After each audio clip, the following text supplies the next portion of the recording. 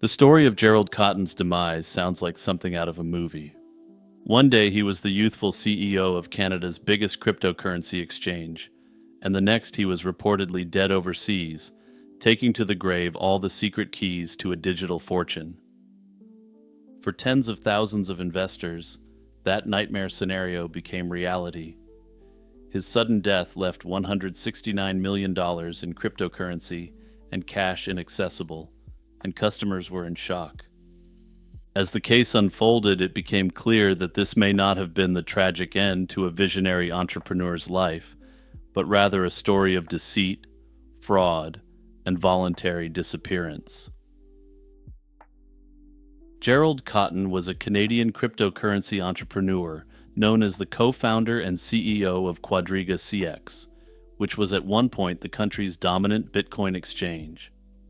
Born in 1988, Cotton grew up in Ontario and graduated from York University's business program, where he developed an early interest in digital currencies. In 2013, he teamed up with an associate, Michael Patron, to launch Quadriga, a cryptocurrency exchange platform. Cotton became the public face of the company, projecting an image of a friendly, tech-savvy innovator on a mission to make crypto accessible to Canadians. He marketed himself as a friendly blockchain wizard with a genial demeanor. He was also active in the community, serving as a director of the Vancouver Bitcoin Co-op and hosting local Bitcoin meetups to champion the new technology. The crypto boom of that period made Cotton very wealthy. He acquired luxury items like a sailboat, multiple high-end properties, an airplane, and even a private island.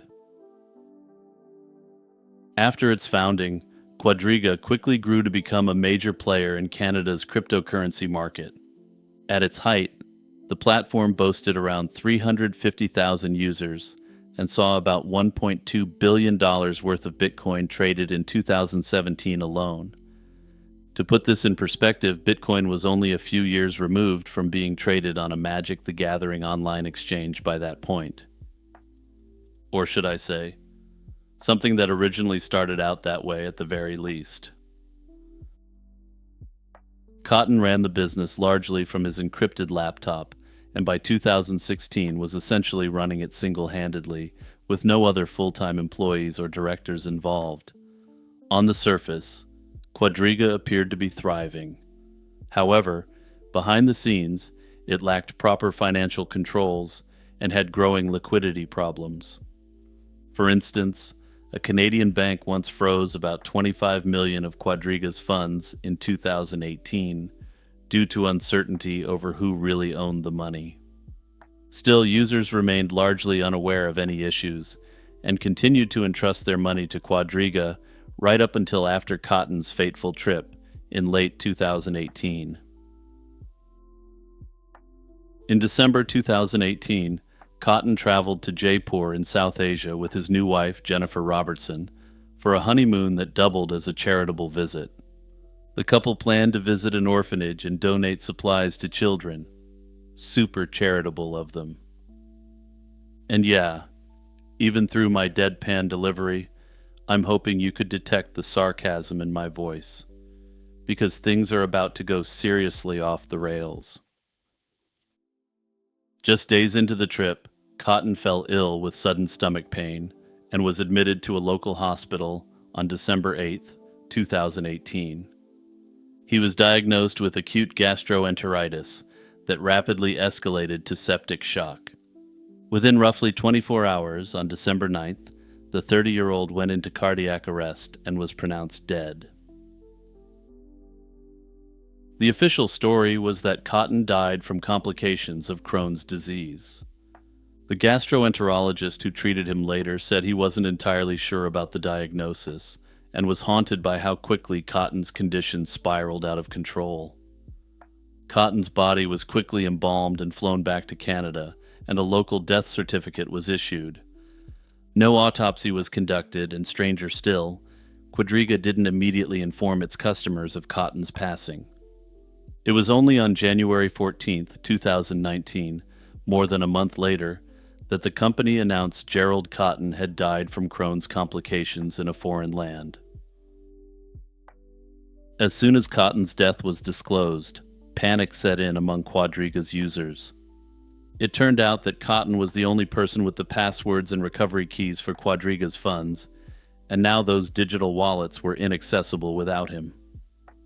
Roughly 169 million Canadian dollars worth of Bitcoin and other assets were effectively frozen on the platform, affecting around 75,000 customers. The exchange soon halted operations and filed for creditor protection by the end of January 2019.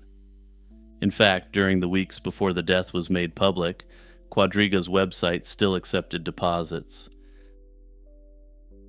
This was suspicious because withdrawals had quietly stopped, because the only person who could execute them was already dead. This infuriated customers and further deepened the mystery. For many, this was more than just an online drama. It was a personal financial catastrophe, as some lost their retirement savings or children's college funds in the freeze.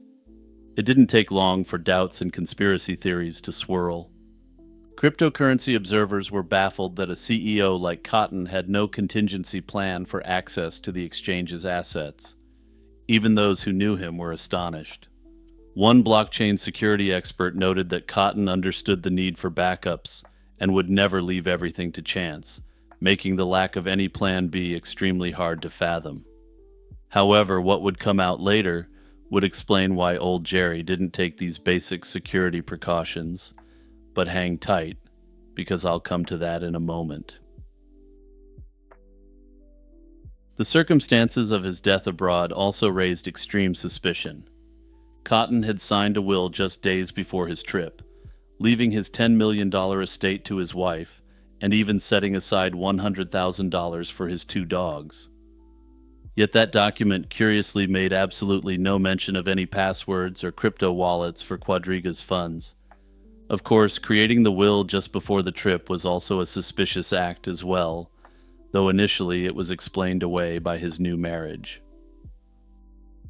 In addition, his death-related paperwork from overseas had peculiarities. His name was misspelled on the death certificate, and the hospital executive who signed his documents had a prior fraud conviction.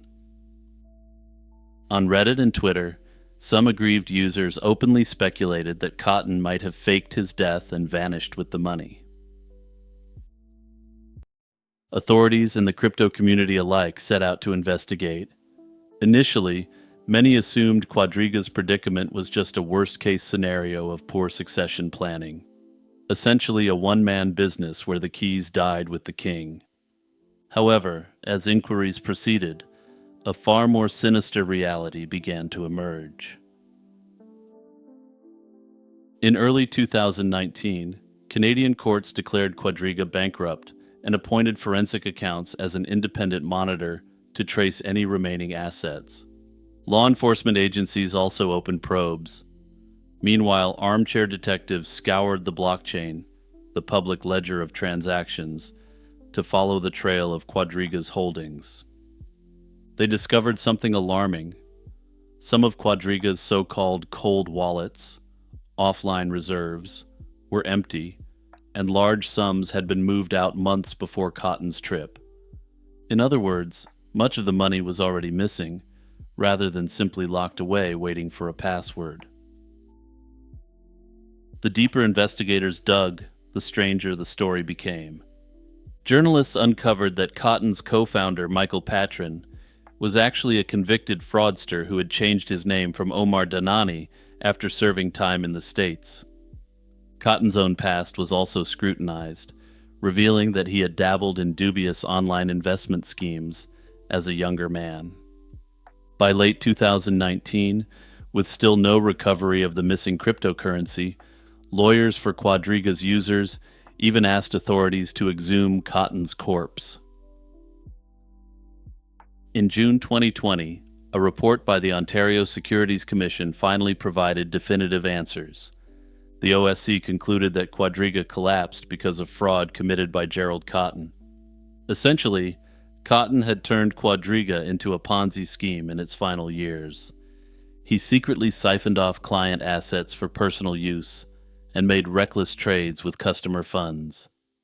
When his bets went wrong or cryptocurrency prices fell, he covered the losses using new deposits from other users. By the time of his death, the exchange owed about $215 million to its users, but the money was largely gone.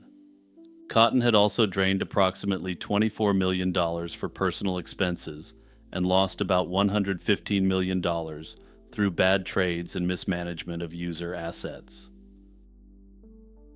Only a small fraction of the funds was ever recovered. Roughly $34 million was eventually found and paid back to customers. Cotton's widow denied any knowledge of the scam and ended up voluntarily turning over all the money she had received from his estate. In the end, Quadriga was a case of deceit and financial wrongdoing hidden behind the hype of a crypto platform. Cotton's body was never exhumed, and it remains unclear if this cryptocurrency fraudster remains out there somewhere in the world or not. Personally, I think the entire thing sounds a little bit too convenient to be taken at face value. Hey everyone, Jimmy here with a reminder to like and subscribe and check out the Patreon. Also, don't forget to search for Lazy Chill True Crime wherever you listen to podcasts and follow me there for even more content. On December 5th, 1872, the crew of the British brig Dei Gratia spotted an unguided ship drifting about 400 miles west of Portugal's Azores Islands. As they drew closer, they were astonished to recognize the vessel as the Mary Celeste, a merchant brigantine that had left New York City for Europe but never arrived. Captain David Morehouse knew the Mary Celeste had departed New York 8 days ahead of his own ship, making it baffling that she had not yet reached any port. When a boarding party from the Dei Gratia climbed aboard, they found an eerie scene. The Mary Celeste was completely deserted, yet still seaworthy and intact.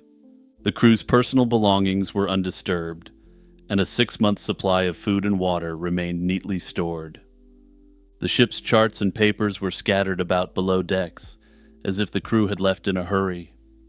The cargo of almost 2,000 barrels of industrial alcohol was untouched, aside from a few barrels that were mysteriously empty.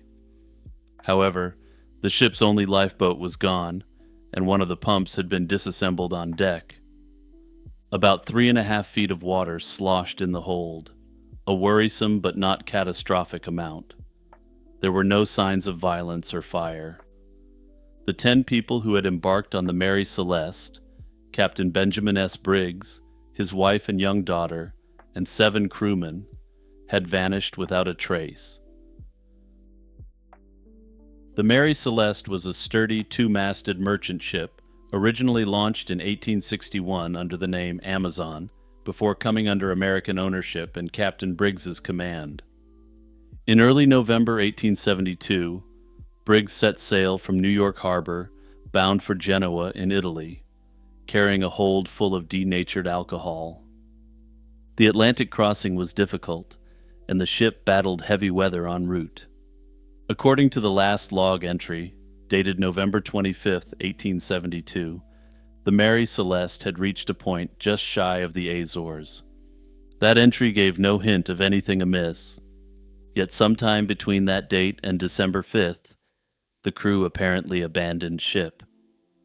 When the Dei Gratia encountered the vessel, her sails were ragged, and some lines were dangling loosely, suggesting she had been adrift and unattended for several days. The crew of the ship brought the Mary Celeste to Gibraltar, where British authorities held an inquiry into the baffling incident. Investigators found no evidence of mutiny, piracy, or foul play that could solve the riddle. The inspector leading the investigation suspected some sort of foul play, but after months of examination he could prove nothing amiss. The court later even entertained wild possibilities. One was that perhaps the crews of the Dei Gratia and the Mary Celeste had somehow engineered the incident as part of a fraud scheme, but nothing came of these suspicions.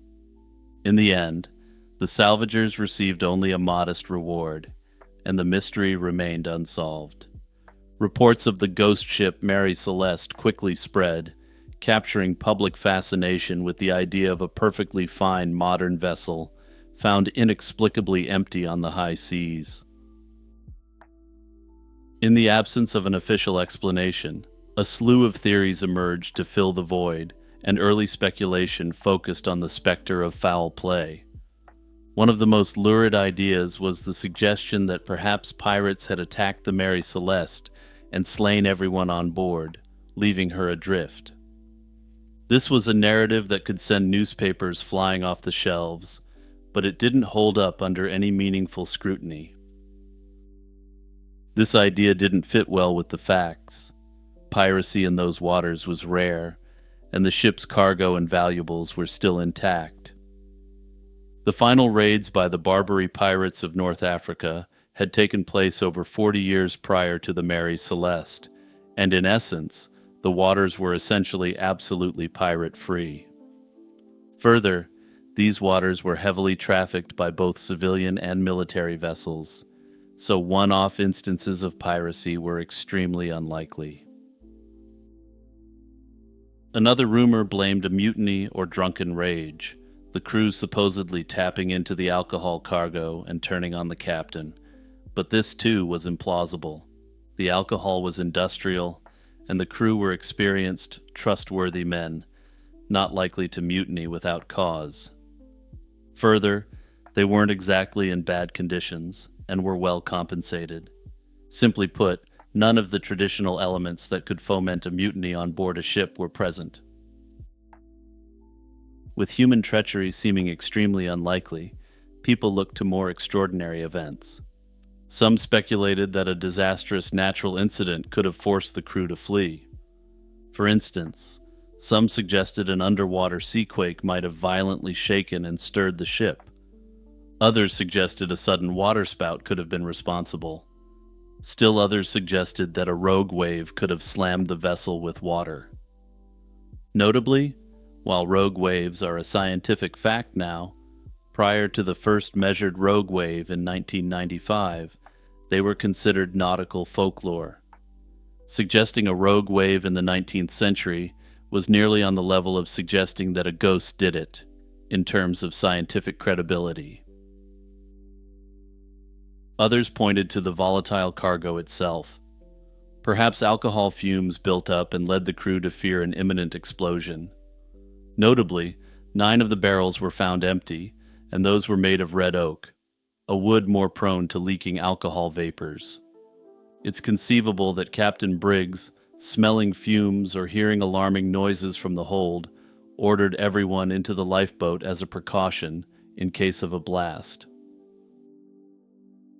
Beyond these scenarios, even wilder ideas took root in the imagination. Some claimed attacks by giant sea monsters were responsible, and later stories have claimed alien abductions to explain the disappearance. In fact, I found a picture of a book released in 1981 that has the Mary Celeste being hit with a water spout and a giant tentacle while traveling in the Bermuda Triangle. It also looks as though it may have been struck by a rogue wave, and it's also watched over by an alien. Modern investigations have steered toward a more straightforward explanation that doesn't require sea monsters or aliens or any form of intrigue. The leading theory today is that Captain Briggs abandoned ship in a desperate but honest attempt to save lives after misreading a situation that wasn't actually fatal. Several pieces of evidence point to this scenario. The ship's sounding rod, for measuring water in the bilge, was found on deck, as if left out after a frantic check of the hold's water level. One of the pumps was discovered broken and inoperative, suggesting the crew may have struggled to remove water from the hull. The Mary Celeste had undergone a major refit not long before, and it's believed debris or coal dust from an earlier cargo might have clogged the pump system. Thus, although there were only about 3 feet of water in the hold when found, Briggs may have had no way to gauge the situation accurately and feared his ship was flooding uncontrollably. Some researchers also theorized that the ship's chronometer was faulty, making Briggs think they were closer to land than they really were. And for those who didn't know, like myself, a chronometer is a precise marine timepiece used to determine longitude at sea. By comparing Greenwich Mean Time to local time, navigators calculate their east-west position accurately. We know the ship was, in fact, nearing Santa Maria Island in the Azores on November 25th. If Briggs expected to see land earlier and didn't, he might have worried that they were off course or in escalating danger. All these factors combined, rough seas, a possibly explosive cargo, a malfunctioning pump, and uncertainty about their position, could have driven Briggs to a dire decision. He may have ordered everyone into the lifeboat, hoping to temporarily evacuate until whatever threat was facing the ship passed. Tragically, once off the Mary Celeste, the crew never made it to safety. Perhaps the tow line to the lifeboat snapped, or a wave swamped the small boat, leaving the people stranded at sea while their ship, relieved of its human cargo, carried on without them. This scenario, while unconfirmed, fits the best available evidence and has become the most widely accepted explanation. It casts the incident not as a violent crime or supernatural event, but as a tragic misjudgment. By all accounts, Briggs was a capable and cautious captain. He would not abandon his ship unless he truly thought she was doomed. In this case, he seemingly acted to preserve lives, only for that action to doom everyone in the lifeboat. Despite countless attempts to unravel it, the fate of the Mary Celeste's crew remains an open question. No final log entries or purported survivor stories have ever surfaced to provide closure. Interestingly, the Mary Celeste itself survived its infamous voyage and sailed under new owners for another dozen years. Unfortunately, this wouldn't be the last time the Mary Celeste would dominate the headlines for all the wrong reasons. In 1885, the ship met a questionable end when a disgruntled captain deliberately ran it aground on a reef in Haiti in an attempted insurance fraud. The scheme failed, and the battered ship was abandoned to rot in Haiti.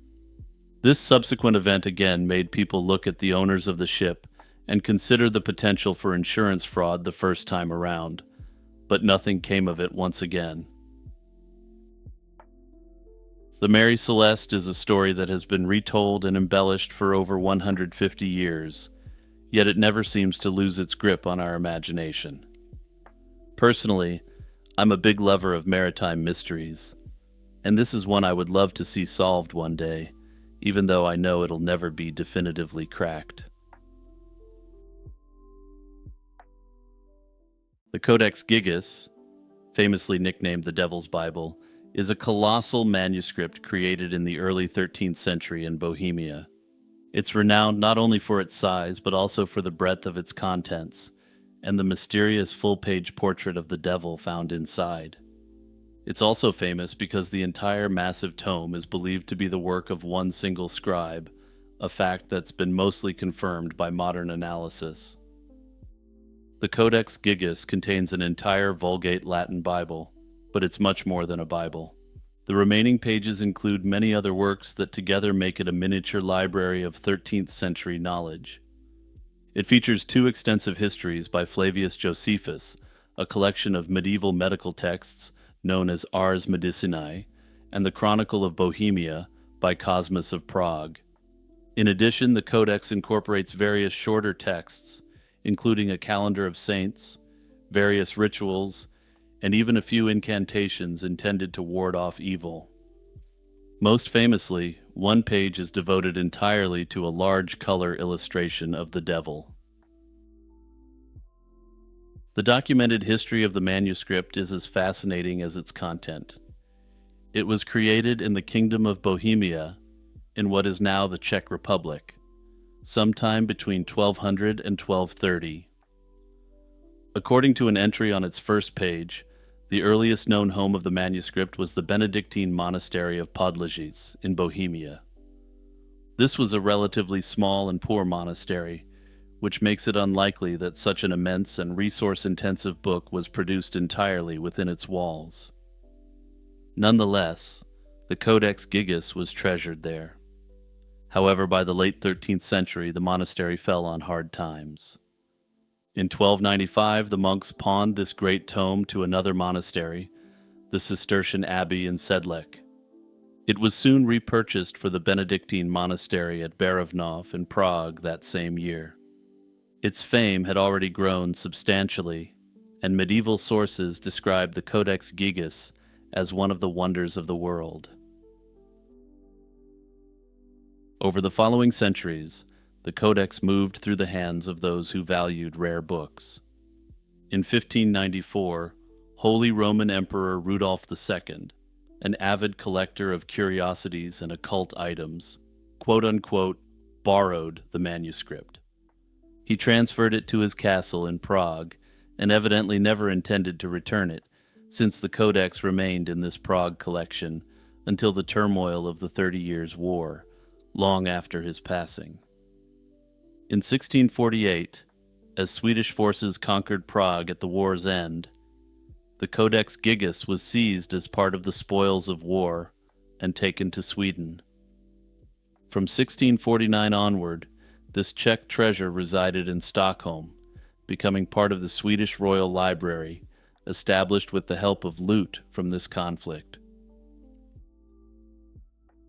Sweden would end up as the Codex Gigas's forever home, but its presence there was not uneventful.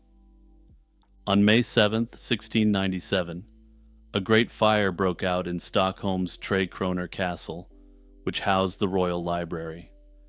In a dramatic rescue, someone saved the Devil's Bible from the flames by throwing it out of a window to the ground below. The hefty book survived, though according to one report it landed on a bystander and severely injured them. Following this close call, the manuscript was moved to a secure location. On New Year's Day, 1878, it was officially transferred to the National Library of Sweden in Stockholm, where it's been kept ever since. In modern times, the manuscript has occasionally traveled on special exhibit and even made its way to the Czech lands for a short period in the 21st century. In 2007, it was loaned back to Prague for several months, drawing large crowds eager to see the legendary Devil's Bible return to its place of origin after nearly 400 years. No account of the Codex Gigas would be complete without the eerie legend that clings to its origin. According to medieval lore, the manuscript was created by a single monk under extraordinary circumstances, with the help of the devil himself. The story goes that a Benedictine monk named Herman the Recluse broke his monastic vows and was sentenced to a particularly harsh punishment. He was to be walled up alive inside the monastery, perishing of hunger in complete darkness. Desperate to save his life, he promised that in one night he would create a book that would glorify the monastery forever, compiling all human knowledge into one volume. According to the lore, the abbot of the monastery agreed to these terms and said that if he could actually do this, he would be spared. So Herman, the reclusive Benedictine monk, immediately got to work. As midnight approached and the enormity of the task became clear, the panicked monk allegedly prayed not to God, but to the devil himself. In exchange for his soul, the devil agreed to aid him and finish the manuscript in a single night. With this infernal help, the monk miraculously completed the entire book by dawn, inscribing the full Bible and all the other texts at supernatural speed. To seal the pact, the devil left his likeness in the book, which became the large famous portrait of Satan himself on one of the pages. Thus, the giant tome gained the sinister nickname, the Devil's Bible, since people believed no mere mortal could have created it without diabolic assistance. While this origin myth is both famous and chilling, unsurprisingly, it has no basis in historical fact. It likely arose as an attempt to explain the awe-inspiring achievement that the work represents. The idea that one person could produce such a massive and comprehensive book alone seemed unbelievable to medieval observers, so a supernatural story took hold. In reality, analysis of the handwriting indicates the manuscript was indeed the work of a single scribe, but over a far longer period. Experts estimate it would have taken at least 20 to 30 years for one person to write and decorate all the pages with such care and consistency. In other words, it likely represents the life's work of a devoted monk who labored for decades. We don't know the name of this scribe for certain, but the script strongly suggests it was one individual, and it was signed Herman the Recluse. Some have speculated that this isn't the name of the scribe, since one of the primary virtues of the Benedictine order is humility. It's been speculated that Herman may have been someone who the scribe was close to, like a mentor or perhaps a close friend. Notably, the Devil's Bible also presents another mystery beyond its authorship.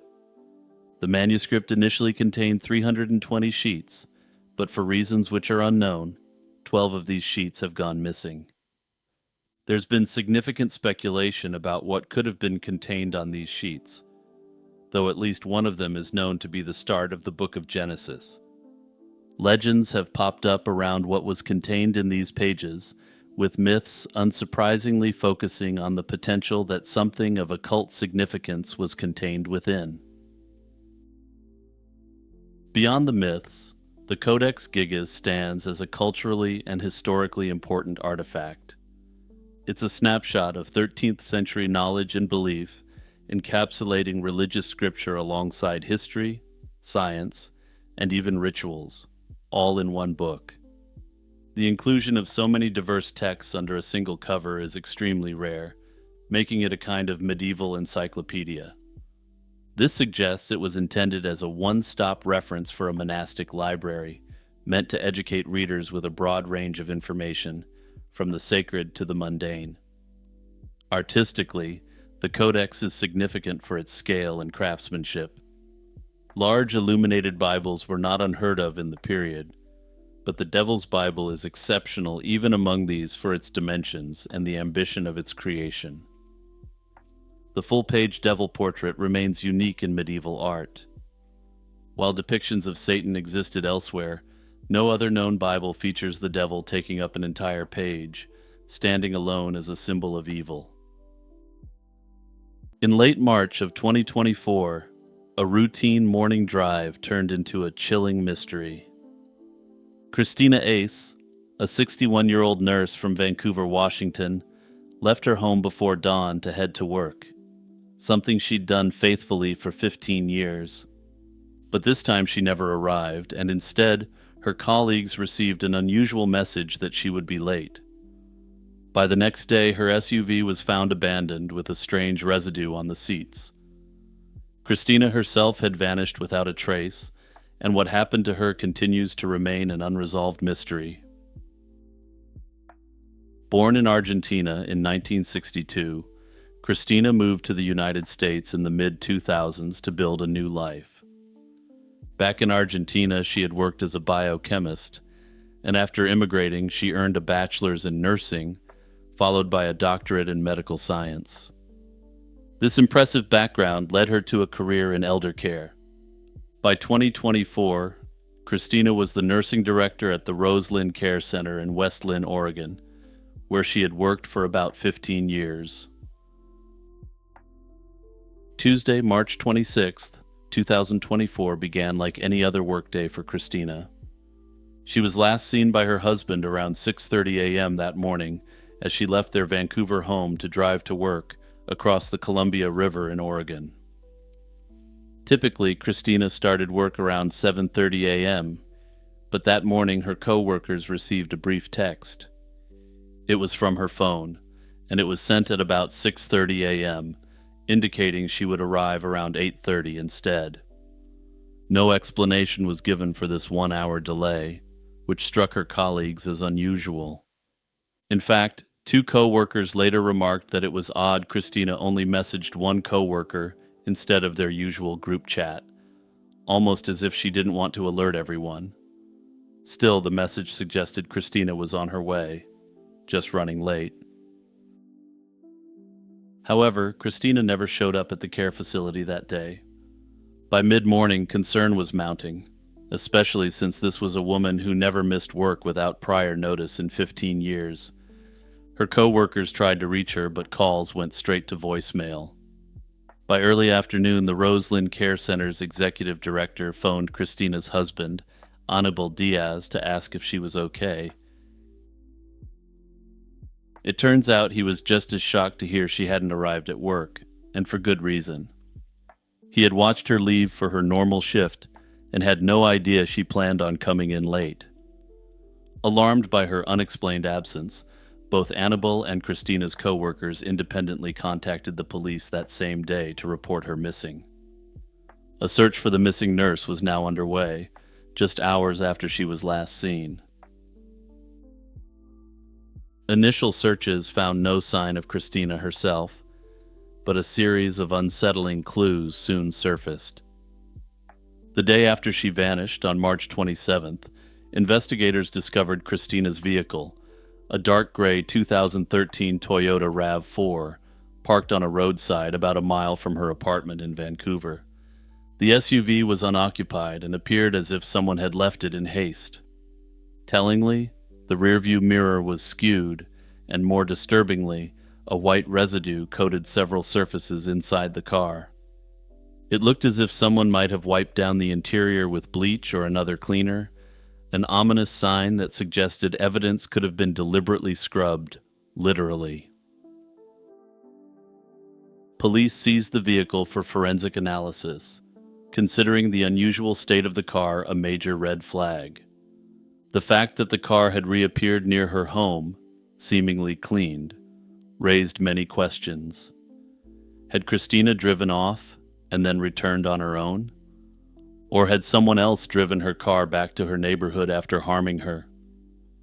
Investigators noted that whoever brought the SUV back must have known where Christina lived or found her address, hinting at a possible personal connection. Meanwhile, detectives delved into Christina's cell phone records, which revealed a puzzling journey on the morning of March 26th. Data from her phone showed that after leaving home at 6:34 a.m., she drove south from Vancouver into Portland via Interstate 205. At 6:47 a.m., her phone took the Foster Road exit into a residential area of southeast Portland.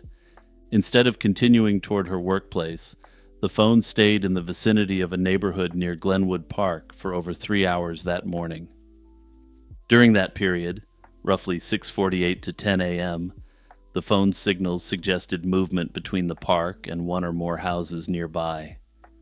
At 10 a.m., the device pinged near the intersection of Flavel Street and 92nd Avenue, a spot adjacent to that same park, and then it went dark, either powered off or disabled. After a full forensic review of the phone and all records, the authorities determined it was never turned on again. The area around Glenwood Park is a residential zone, and it has a reputation for higher crime-related activities. The phone data suggested this was not a one-time occurrence either. Investigators discovered that on at least 2 prior occasions in the weeks before her disappearance, Christina had traveled to that same southeast Portland vicinity. Each time, she left home around 6:30 a.m. and sent a text to her boss about 20 minutes later, roughly when she would be reaching the Foster Road exit, according to police analysis. It appeared Christina had some secret errand or meeting in that neighborhood that she hadn't shared with her husband or employer. These revelations deepened the mystery, and police were increasingly convinced that foul play was involved. The Vancouver Police Department publicly stated that Christina's disappearance was suspicious. They enlisted help from multiple agencies, including Portland and Westland Police and even the FBI. Based on the evidence, detectives said there was probable cause to believe Christina's fate was linked to a serious crime or an imminently dangerous situation. With concrete evidence scarce, numerous theories have emerged about what might have happened to Christina Ace. One line of speculation centers on the secret visits to the southeast Portland neighborhood. Some who know Christina find it hard to believe she would lie about her whereabouts unless she had a compelling personal reason. It's been speculated that she may have sparked up a hidden romance in the area. If so, it's possible she arranged a brief meetup that morning and something went terribly wrong. An acquaintance or romantic partner might have harmed her and then driven her car back to Vancouver to cover their tracks. The careful cleaning of the car's interior supports the idea that an offender tried to destroy evidence. This theory is chilling, suggesting Christina fell victim to foul play at the hands of someone she trusted. Another theory points to a more random crime. The area where her phone last pinged, near Glenwood Park, is known for some homeless encampments and criminal activity. It's conceivable that Christina could have been carjacked or abducted by a stranger after taking that detour. Perhaps she stopped for someone in distress, or was lured into that area and then attacked. In such a scenario, the perpetrator might have driven her car back to her neighborhood to delay raising alarm. Under this scenario, they may have learned her address from her license or registration. However, this seems less likely to some.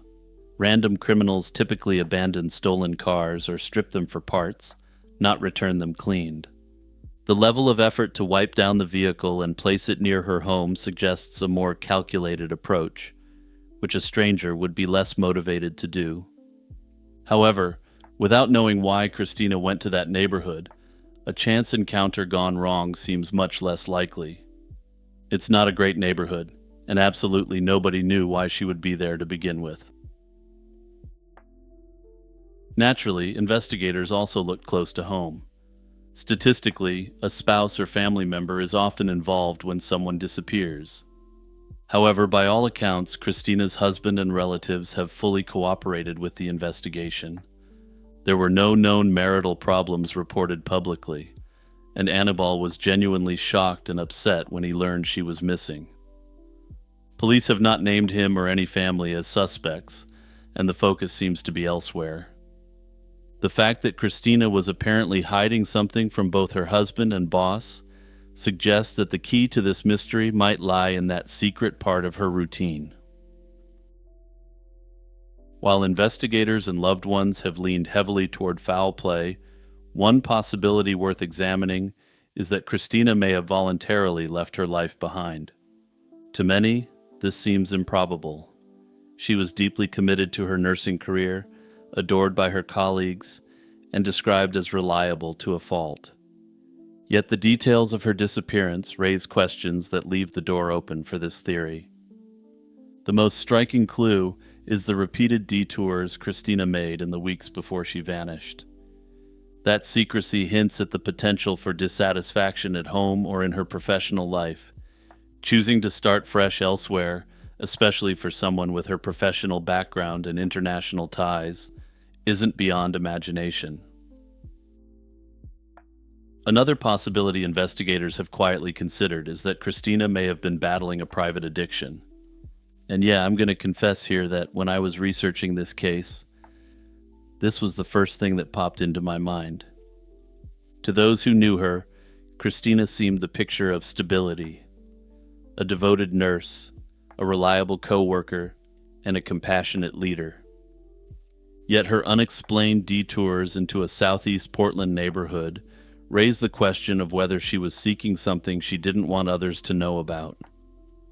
Addictions can remain hidden even from close family, especially when someone is highly functional in other aspects of life.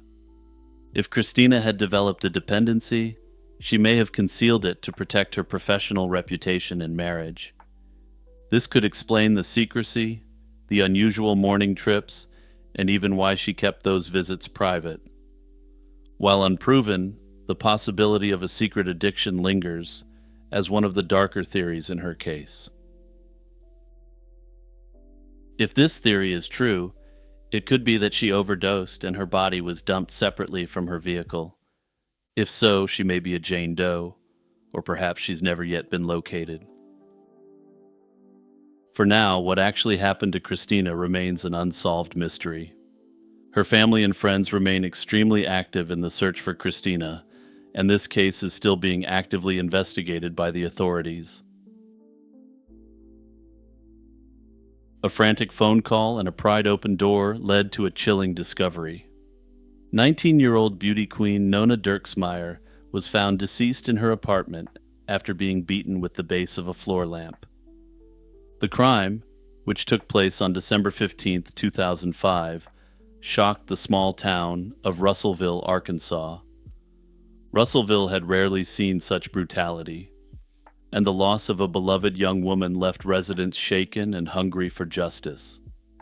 In the aftermath, a desperate search for answers unfolded, entangling police, family, and an entire community in a whodunit that remains unsolved to this day. Nona Dirksmeyer was by all accounts a kind and compassionate young woman. By 2005, she was a freshman at Arkansas Tech University and had been a contestant in the Miss Arkansas pageant. She was dating her high school sweetheart, Kevin Jones, and was deeply loved by her family and friends.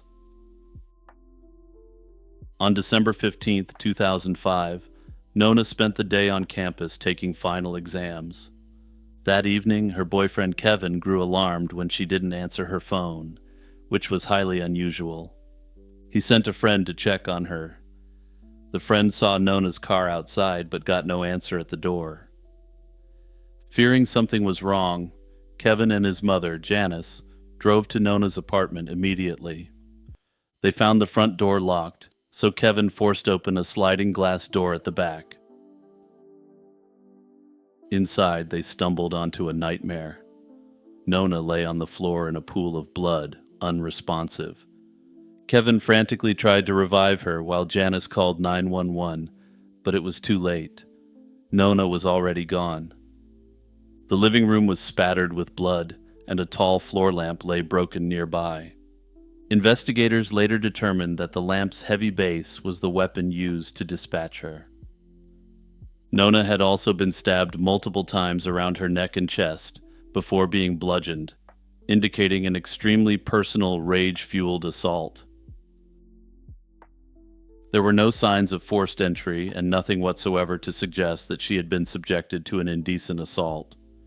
To investigators, this strongly suggested she likely knew her attacker and had let him in willingly. Police naturally looked at Kevin first. He was the one who found Nona, and when officers arrived, they noticed he was covered in her blood. Kevin said it got on him from cradling and trying to revive her, but detectives remained wary. His demeanor also struck them as odd. One officer later noted that Kevin, in shock, reached out as if to shake hands despite having blood on him. This struck the officer as incredibly odd, for a number of reasons. At the station, Kevin underwent hours of questioning and even a polygraph test, which police said he failed. When left alone in the interrogation room, he broke down and at one point slammed a chair in frustration, an outburst investigators interpreted as a sign of a hidden temper. Then a critical piece of evidence turned up, a bloody palm print on the lamp, and it matched Kevin's hand. To the police, this was damning proof that he had handled the weapon during the attack. By this point, detectives had formulated a theory that Nona's slaying was a crime of passion. On the kitchen counter, they found an empty condom wrapper, a clue suggesting Nona might have been with another man. Investigators speculated that Kevin discovered this and, in a jealous fury, confronted Nona.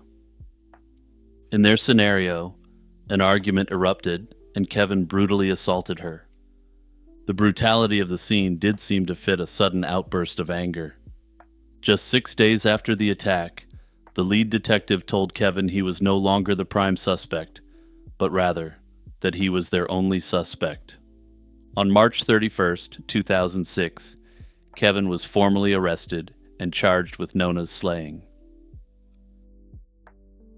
By then, investigators had interviewed around 50 people in Nona's life, but nothing they learned shook their focus on Kevin. The case quickly became front-page news, and the slaying of a beauty queen brought intense pressure to solve the crime. Local media coverage and community outrage added momentum to the swift action against Kevin.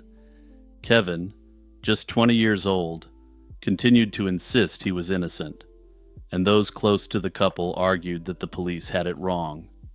Nevertheless, the case against Kevin moved forward to a jury trial. Kevin's trial took place in 2007, and prosecutors argued he was a jealous boyfriend who snapped, pointing to the bloody handprint and the condom wrapper as evidence. The defense countered that Kevin's palm print got on the lamp when he tried to help Nona, and that there was no direct proof he committed the crime. One point of contention was the state of the blood on the lamp. Police witnesses described it as slightly sticky, which the defense argued meant Kevin's handprint was left when the blood was fresh. Under this theory, it was left there during his panicked attempt to save Nona, not at the time of the attack. With no eyewitnesses or confession, and with Kevin's clean record, the defense maintained that the prosecution's case was built on circumstantial clues and a flawed timeline. The decision in this case probably won't shock you, because the prosecution has to prove guilt beyond a reasonable doubt. After deliberation, the jury agreed there was reasonable doubt, and in July 2007, Kevin was found not guilty and acquitted of all charges. He walked free, his name cleared after 18 months under a cloud of suspicion. Nona's family, however, was crushed by the verdict, convinced that the perpetrator had just escaped justice. For the investigators, the outcome was a major setback. Their primary theory had completely collapsed, and the real perpetrator was still at large. After Kevin's acquittal, authorities appointed a special prosecutor to re-examine Nona's case. In this second investigation, a new suspect emerged: Nona's neighbor, Gary Dunn. It turned out that a crucial piece of evidence, the condom wrapper from Nona's apartment, had been tested for DNA. In early 2008, that DNA was matched to Gary Dunn. Also, as a quick aside, the initial investigators never checked for DNA on the wrapper, and it was Kevin's defense team that had it tested in an effort to get him acquitted. Clearly, that seems like incredibly sloppy police work from investigators who were sure they already had their man. This was a major turning point in the case. Dunn lived in the same complex and had a violent past. In 2002, he was convicted of attacking a female jogger with a tree branch in a park and served several years in prison. He had been out on parole for only a few months at the time of Nona's death. Investigators also learned that Dunn's initial statements were deceptive. He gave a shaky alibi and even showed signs of lying on a polygraph when questioned shortly after the slaying. In 2008, armed with the DNA evidence, prosecutors charged Gary Dunn. The case against Dunn, however, was not a slam dunk. The DNA on the condom wrapper placed him in Nona's apartment, but there was little else to tie him definitively to the crime. Further, there was no evidence that she had been subjected to an indecent assault. Notably, it was Kevin's defense team, not the original police, who uncovered the wrapper DNA match, raising questions about oversights in the initial investigation. At Dunn's trial, prosecutors argued that his history of violence made it likely he attacked Nona, while the defense insisted the evidence was too weak and circumstantial. The first trial in 2009 ended with a hung jury when jurors couldn't agree on a verdict. A second trial in 2010 had the same result: another deadlocked jury. After 2 mistrials, prosecutors decided not to attempt a third trial. Dunn was released, and once again Nona's case had no resolution. Gary Dunn always maintained his innocence and continues to do so until this day. The attack that led to the end of Nona Dirksmeyer remains unsolved at present. Despite 2 men having been tried for her slaying, no one has been convicted, and the question of who ended her life still hangs over Russellville. Many who followed the case believe Gary Dunn was the likely culprit, and that he slipped through the cracks of the justice system. This suspicion was reinforced when, in 2018, Dunn was arrested for harassing and attempting to abduct a woman in a parking lot, a crime for which he is now serving prison time. I have some significant doubts that there will ever be justice for Nona. The initial investigators clearly mishandled the evidence and didn't even bother to test the condom wrapper found in the apartment. Any further attempt to prosecute anyone for this crime will likely be limited by these failures of the initial investigators. It's important to remember that the prosecution has to prove its case beyond a reasonable doubt, and when there are such glaring holes in the initial investigation, that makes it hard to do. Hey everyone, Jimmy here with a reminder to like and subscribe, and also check out Lazy Chill True Crime wherever you get your podcasts. Also, if you're looking for more ways to support my channels, check out the merch shop or the Patreon in the description. And I keep forgetting to mention this, but don't forget to leave your comments below on more cases you'd like to see me cover. In the summer of 1911, on a warm Saturday night in Atlanta, Georgia, a young woman named Emma Lou Sharp went out to look for her missing mother.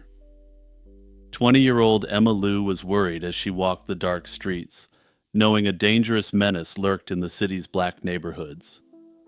Sure enough, a tall, broad-shouldered stranger in a wide-brimmed hat appeared out of the darkness. He spoke calmly and told Emma Lou she had nothing to fear. He didn't harm girls like her. Then, in an instant, the man lunged and stabbed her in the back before disappearing into the night. Bleeding and terrified, Emma Lou managed to stagger away and survive. But not far from where she was attacked, her mother, 40-year-old Lena Sharp, lay dead. Her throat cut so deeply that she was nearly beheaded. Atlanta had a serial predator on its hands, one so brutal and elusive that the press would soon dub him the Atlanta Ripper. Atlanta in 1911 was a booming southern city proudly advertising itself as the capital of the New South, and effectively the business capital of the South. Notably, black-owned businesses and colleges catering to black students were growing at a rapid pace. But for most black residents, life was harsh and segregated. Many members of the black community in the city were also recent arrivals from rural regions and were far away from their family and the rest of their social connections. In this fraught atmosphere, crimes against black people often didn't receive meaningful attention from the authorities or media. The first slaying that drew notice occurred on May 28, 1911, when a woman named Belle Walker failed to return home from her job as a cook. Her body was found the next morning near her house, her throat slashed by an unknown assailant. The gruesome slaying got only a brief mention in the city's newspapers. 2 weeks later, on June 15th, another black woman was brutally attacked. 22-year-old Addie Watts was struck in the head with a brick and left in some bushes with her throat cut. This second attack in such a short span set off alarm bells, and a local paper published a story claiming there was a, quote, butcher stalking the streets. The article claimed a, quote, insane criminal might be prowling the city and drew a direct comparison to Jack the Ripper. The idea seemed implausible at the time, but as more victims surfaced, it began to seem more likely. Over the next several weeks, one Saturday night after another brought news of another slain woman. Nearly every victim fit a pattern. Young black or mixed-race women, often in their early 20s, attacked while walking alone at night. Each was found with her throat viciously slashed, and some victims' bodies showed signs of horrific mutilation. By early July 1911, at least 8 women had been slain in this manner. The attack on Emma Lou Sharp and her mother Lena on July 1, 1911, finally convinced even the skeptics that a serial predator was likely on the loose. Newspapers that had earlier downplayed the crimes now featured them prominently, perhaps in hopes of using lurid stories to sell more papers. Significant pressure on the police mounted as prominent, wealthy white families exerted pressure on them to solve the case. These families weren't necessarily upset about the crime spree, but rather the fact that their black female employees started to leave work early or refused to show up at night. Regardless of this apparent lack of altruism or genuine concern, they were able to pressure the authorities into taking the case very seriously. However, as I'll explain shortly, this pressure may have simply led to the cops attempting to close out the file, so to speak. On July 11, 1911, just 10 days after the Sharp incident, the body of another victim, 25-year-old Sadie Holly, was discovered beside a streetcar line. The local papers weren't even sure how to number this attack. Depending on the source, Sadie was either the 7th, 8th, or 9th victim attributed to the Ripper. What was clear was that the perpetrator was growing bolder, and the city's outrage was growing with each new body that was found. Under tremendous pressure, the police ramped up their efforts. Within a day of Sadie Holly's slaying, they arrested a 27-year-old black laborer named Henry Huff. Huff had reportedly been seen with Sadie on the night of her death, and when picked up he was found wearing bloody clothes and bearing scratch marks on his arms. The arrest was splashed across headlines, and for a moment it seemed the nightmare might be over. However, the case against Huff was weak, and he was held only on suspicion, and investigators admitted they lacked solid evidence tying him to the string of attacks. Soon after Huff's arrest, another suspect was caught. A tip led police to 35-year-old Todd Henderson. Henderson, like Huff, had been seen around the area of one of the slayings. The police brought Emma Lou Sharp to the station to see if she could identify Henderson as the man who attacked her. Emma Lou was startled by Henderson's voice and thought he might be the same man, but she couldn't be absolutely certain. That lingering doubt meant Henderson couldn't be definitively pinned as the perpetrator.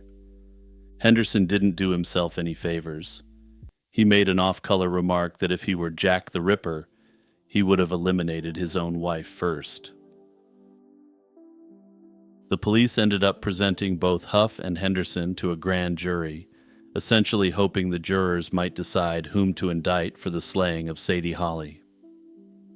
Throughout August 1911, with Huff and Henderson locked up, the attacks unfortunately continued. In late August, another young woman was found with her throat cut in a rail yard on Atlanta's west side. Then in November 1911, 15-year-old Minnie Wise was discovered slain in an alley in the style of the Atlanta Ripper. These attacks occurred while the two main suspects were behind bars, suggesting that neither Huff nor Henderson was the true Ripper unless a copycat was at play. Both men were eventually released without charge. In early 1912, with the investigation stalling, some authorities floated alternative theories. A Fulton County grand jury concluded that the so-called Atlanta Ripper might be a myth. They speculated that each attack could have been an unrelated act of violence by different men, but many Atlantans doubted this explanation. The consistency in the crimes, the uncanny similarities in how, when, and against whom they were carried out, was hard to dismiss. To the community and many officers, it still looked like the work of a single madman. Leads continued to trickle in, and in April 1912, a man named Charlie Owens was convicted and sentenced to life in prison for one of the attacks attributed to the Ripper. It was never clearly reported which victim's case this was, and the secretive way the trial was handled left observers puzzled. Whatever the truth, Owens's imprisonment didn't halt the attacks that newspapers linked to the Ripper. That summer, police arrested yet another suspect, Lawton Brown. Brown's wife had gone to the police with a disturbing story. She said that on several Saturday nights matching the attack dates, her husband came home late with blood on his clothes. Under interrogation, Brown reportedly confessed to at least one attack and hinted at knowing about the others. It seemed like a breakthrough, but the manner of the confession raised red flags. In court, it came out that detectives had beaten Brown severely to extract his confession. Brown recanted, claiming he was coerced, and he was acquitted in October 1912 when a jury found the case against him unconvincing. Once again, Atlanta was back to square one. By 1913, the panic had begun to subside a little, perhaps out of fatigue and the lower frequency of new attacks, but the mystery was far from solved. In March 1913, the slaying of yet another young black woman, Laura Smith, made the papers, and she was noted as possibly the third victim of the Ripper that year. In early 1914, a chilling development revived all the old fears. Handwritten notes were found pinned to emergency call boxes around the city, warning that the Ripper would start attacking younger black women caught out at night. Soon after, several more women were attacked and slain in familiar fashion, bringing the total toll attributed to the Atlanta Ripper to somewhere around 20 victims in all. And then, as mysteriously as it all began, the attacks stopped and never resumed. After 1914, no more slayings were linked to the Ripper's spree. The nightmare that had terrorized Atlanta for 3 or 4 years simply evaporated without any satisfactory conclusion. Over a century has passed, and the Atlanta Ripper case remains unsolved. No single suspect was ever definitively identified as the perpetrator, and no one was convicted for the majority of the attacks. After the attacks stopped, the authorities rapidly lost interest in wrapping up the investigation, and the case went cold. Contemporary analysis has strongly considered that the Atlanta Ripper might not have been a lone wolf at all. It's possible that multiple perpetrators used the Ripper's brutal methods as a cover for their crimes. Some have suggested it could have been a group that actually communicated and conspired with one another. Others have suggested that as the hysteria built, copycats could simply employ the widely known methods of the Ripper to provide cover for their crimes. Under this theory, these individuals may have simply used it as a cover to attack those close to them without the usual scrutiny that would bring. Others maintain it truly was one man who vanished from Atlanta by 1915, explaining why the attacks ceased so suddenly. Ultimately, the truth of this case is unlikely to ever be known. In the pre-dawn darkness of August 9, 1975, a quiet Sudbury, Canada neighborhood hid a chilling secret. A young woman vanished without a trace from her own home. The next morning, 20-year-old Jane Smith's bed was empty and her belongings untouched. This baffling disappearance would leave her family and community haunted for the next 50 years, desperate for answers to what really happened in those fateful hours. Born in 1955, Jane grew up in Newmarket, Ontario, and attended school in the town where she was born. In 1973, she enrolled at Laurentian University in Sudbury to study social work, reflecting her passion for helping others. By 1975, at age 20, she was an aspiring social worker and active student leader, even serving on the student council during her first year at Laurentian. Friends and family recall Jane as energetic and compassionate, someone who wanted to make a difference in the world. The summer of 1975, instead of returning home, Jane chose to stay in Sudbury. She had a job at a local Canadian Tire store, which is a national chain that's essentially a Walmart minus the food with a service center attached. By all accounts, she was happy living in Sudbury, excited about her future, and closely connected to her family back home. There were no signs of trouble in Jane's life as she headed into that August, which makes her sudden disappearance all the more mystifying. On Friday, August 8, 1975, Jane is thought to have gone about her usual routine. There's little record of what she did that evening, but nothing seemed out of the ordinary based on what's been reported. She lived in a small basement apartment on Charlotte Street in Sudbury, which she shared with a roommate. That night, the two young women stayed up late. Around 2 in the morning on August 9th, Jane's roommate saw her in their apartment as Jane was preparing to head to bed. It was the last confirmed sighting of Jane Smith.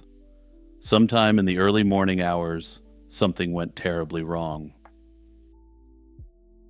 By 7:30 that Saturday morning, Jane's roommate realized Jane was nowhere to be found in the apartment. Jane's bed was empty, and she was gone without making a sound in the night. Panicked, the roommate searched and then contacted others. Before long, police were notified that Jane was missing. What they found, or rather, did not find, was deeply unsettling. Apart from the clothes Jane had been wearing when she was last seen, all of her personal belongings were left behind in her room. Her purse, identification, and even everyday items a young woman would normally take were untouched. It looked as if Jane had intended to be back soon, or had no chance to gather anything at all. Crucially, Jane's bank accounts were never accessed again after that day. This meant that none of her money was withdrawn or spent, and she didn't contact any friends or family. For investigators, this was a red flag. It strongly suggested that Jane did not plan to leave for long, since she took no money or belongings, and she hadn't simply started a new life elsewhere. It appeared that someone had removed Jane from her home, or the surrounding area against her will.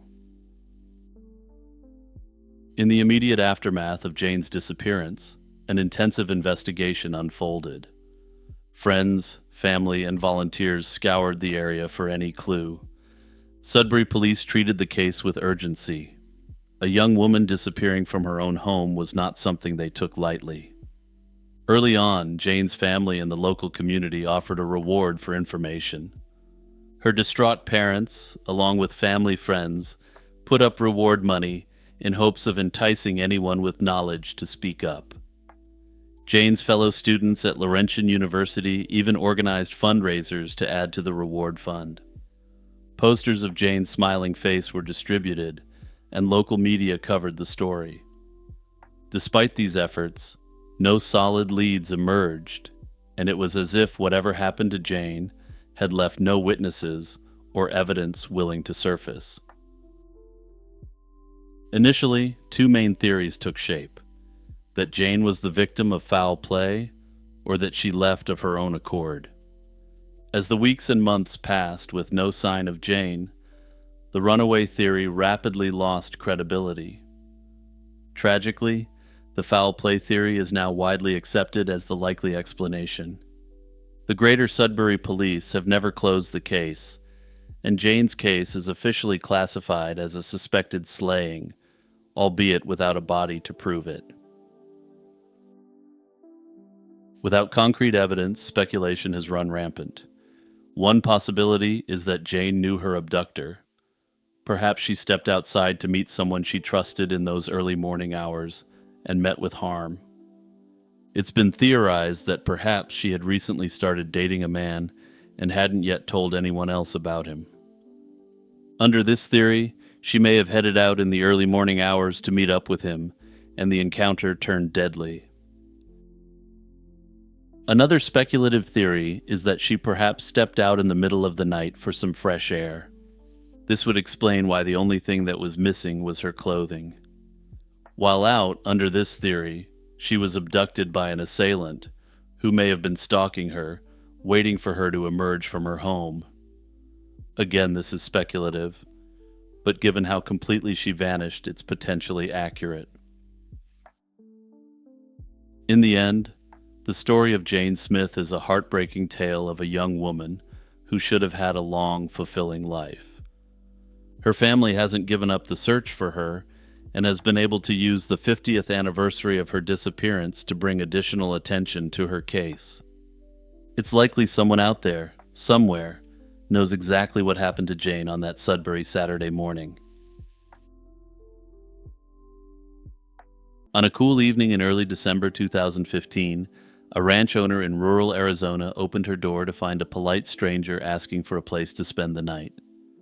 The stranger was Haruchika Miyagi, a successful 34-year-old entrepreneur from Utah, and his unexpected plea for shelter was just the beginning of a baffling mystery. Moments after being turned away, Haruchika sped off in his red Mazda sedan, crashing through a gate as he vanished into the night, and he has never been seen again. Haruchika Miyagi was by all accounts a bright and accomplished individual with a promising life. He was of Japanese descent and sometimes went by the nicknames Haru and Chika. He lived in American Fork, Utah, where he had graduated from Utah Valley University and established himself as an entrepreneur and day trader. Haruchika created his own investment software program called Tensai and was involved with several companies in the finance and tech sector. In addition to his business ventures, he maintained a prolific presence on social media. He posted frequent updates and even uploaded numerous YouTube videos on diverse topics, though most of these were related to finances in some way. The chain of events leading to Haruchika's disappearance unfolded over just a few days in late 2015. On December 3, 2015, Haruchika failed to show up at his workplace, which immediately alarmed his friends and colleagues. That same evening, he posted on Facebook around 9 p.m., marking the last known contact anyone had with him. The post mentioned the importance of giving to others, and seems pretty much in line with what Haru would generally be posting to his social media accounts. However, it did mention that he wanted to give as much as possible, which has been interpreted in a more sinister light, given what would happen next. When no one could reach him by the end of the day on December 3rd, a missing person report was filed in American Fork. At that point, Haruchika's sudden absence was already out of character, and while he was a quirky guy, he was good-hearted and always kept in touch with his friends and family. 2 days later, on December 5, 2015, Haruchika surfaced in a place no one expected, the small community of Dewey, Arizona, over 550 miles away from his Utah home. Dewey is a small and somewhat desolate desert community in northern Arizona. Also, before you leave angry comments about me calling Dewey desolate, I absolutely love isolated communities in the Southwest, to a somewhat weird degree. But anyway, I'm going off script. Let's get back to business. That late afternoon around 5 p.m., a resident on a remote ranch property off Orm Road, near Dewey, called authorities to report a trespasser on her land. The trespasser was Haruchika Miyagi, and after navigating miles of rough dirt roads, he drove up to the woman's house. He politely asked if he could spend the night on her property, though she sensed that something was quite off with him at the time. Unsurprisingly, the homeowner refused and suggested he get a hotel in a nearby town. According to the woman, Haruchika remained calm as he returned to his car. Unfortunately, rather than turning around normally, he sped forward and crashed through a closed gate on his way out. This seemed incredibly odd to her because he had been so calm and composed just moments earlier.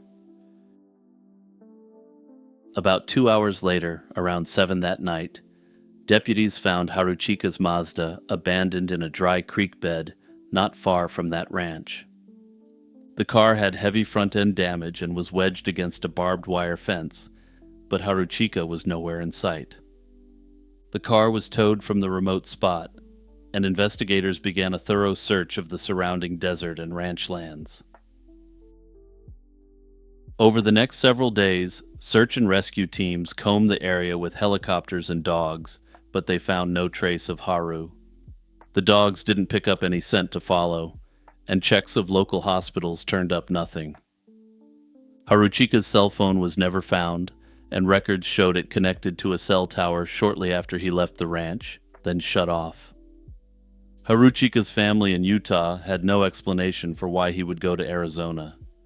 He had no known contacts or business there. Utah and Arizona police worked together on the case, but as weeks turned into months without any answers, the mystery only deepened. To this day, no one knows exactly what happened to him after his car was found, and the events of that December evening remain uncertain. With a case as puzzling as Haruchika Miyagi's disappearance, numerous theories have emerged to explain what might have happened. Investigators and the public alike have carefully considered each scenario, from the mundane to the extraordinary. It's important to note that all of these ideas are speculative. There's no hard evidence yet to confirm any particular outcome.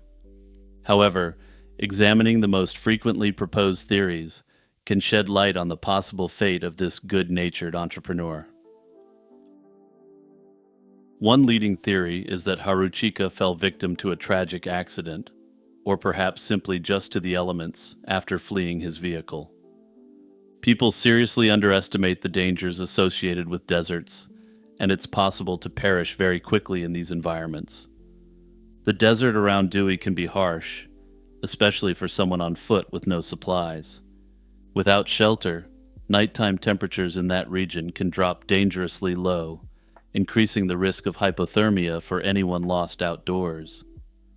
If Haruchika became injured or disoriented after crashing his car, he could have wandered off and succumbed to the elements. Authorities did search extensively in the vicinity of the crash, but the terrain is vast and rugged. It is possible that Haruchika's remains were missed during the initial search, or have yet to be discovered, perhaps hidden by brush or washed away by seasonal floods. However, the lack of any tracks or other signs despite search efforts leaves this theory unproven. If he did perish in the wilderness, it would explain the complete silence, but without any discovery, an accident remains only a possible explanation. Another widely discussed possibility is that Haruchika experienced a sudden mental health crisis or psychological break that led him to behave erratically and abandon his life. Those who support this theory note the abrupt, unannounced trip far from home and Haruchika's uncharacteristically odd behavior. Knocking on a stranger's door asking to stay the night and then crashing through a gate are cited as key examples of this. These actions suggest he was confused or distressed. By all accounts, he was normally responsible and stable, so something must have snapped to drive him to act so out of character. Some have speculated that the pressure of his business ventures or personal issues might have been weighing on him, potentially triggering an emotional breakdown. If Haru was in a psychological crisis, it could have led him into danger, or even a failed attempt to voluntarily hide from the troubles in his life. Some observers have even compared Haruchika's situation to other cases where seemingly well-adjusted people suddenly abandoned their lives. This theory is hard to prove without more evidence, but it offers one possible explanation for his otherwise inexplicable actions. This theory is complicated by the fact that there's nothing definitive to suggest that he was in the midst of a breakdown prior to leaving. Thus, the mental breakdown idea is essentially an educated guess based solely on his bizarre final behavior. Nonetheless, the extraordinary nature of his disappearance means investigators cannot rule out that something in his mind went very wrong that weekend. A further variant of this theory suggests that he may have used psychoactive substances. His last Facebook post about giving everything away has been suggested to be potentially driven by the ingestion of such a substance. Ultimately, though, like with the other theories, this is interesting, but there's simply nothing beyond weak circumstantial evidence. Other less likely theories involve foul play or a voluntary disappearance, but these simply have no evidence to support them whatsoever. Nearly a decade later, Haruchika Miyagi's fate remains unknown. Neither his family nor investigators have given up, but with each passing year without answers, it becomes less likely the case will be solved. Personally, I think his case is often discussed because it's so confounding. A man with a stable life ends up far from home, behaves bizarrely, and then vanishes without a trace. All we know for certain is that Haruchika Miyagi is missing, and the circumstances are unexplained, and everything else is open for speculation. Hey everyone, Jimmy here with a reminder to like and subscribe, and also check out the Lazy Chill True Crime Show wherever you get your podcasts. I've included a link to the podcast in the description, so make sure to follow over there for bonus content.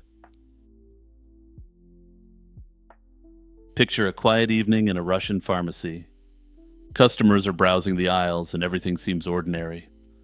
Suddenly, a man walks in wearing a medical mask and a baseball cap, carrying a black plastic bag. Without warning, he pulls a sawed-off shotgun from the bag and fires into the store. Chaos erupts. People scream and scramble for cover as the gunman briefly steps back outside to reload. Moments later, he returns and calmly shoots an injured customer again at point-blank range before vanishing into the city streets. This isn't a movie scene, but a real crime from 2011. The unknown perpetrator would later be dubbed the Pharmacy Maniac by the press. The Pharmacy Maniac's first known attack took place on May 26, 2011. In the late afternoon, a young man in a surgical mask and cap walked into a Classica pharmacy on a busy central street in Chelyabinsk. He was carrying a plastic bag that concealed a sawed-off shotgun. Inside the store were several employees and customers going about their day. The masked intruder suddenly pointed the shotgun and demanded the equivalent of $2,000 from those present, threatening to shoot anyone who didn't cooperate. Panicked, the people began handing over cash and valuables. As this robbery unfolded, 49-year-old Vladimir Shin walked into the pharmacy, unaware of the danger. Shin was simply stopping by to pick up some medicine on his way home. The armed man yelled at him to stop, and when Shin tried to back out of the doorway, the gunman shot him in the chest, slaying him on the spot. In the commotion, some witnesses escaped out a back door, while the shooter fled through the front, disappearing into nearby alleyways before police could arrive. The whole incident lasted only minutes, leaving one innocent man dead and a community in shock. For several weeks, the pharmacy shooting appeared to be an isolated incident, a botched armed robbery with a tragic outcome. But on August 10, 2011, the predator struck again, and this time it was clear that he wasn't just your usual armed robber. Around 5:30 p.m., a man with a similar disguise walked into another Classica pharmacy near the site of the first attack. Without saying a word, he immediately opened fire on a customer near the entrance, 30-year-old Igor Ustinov, who had just briefly stopped in to grab a prescription. Igor fell to the floor wounded, and other patrons ran or hid in terror.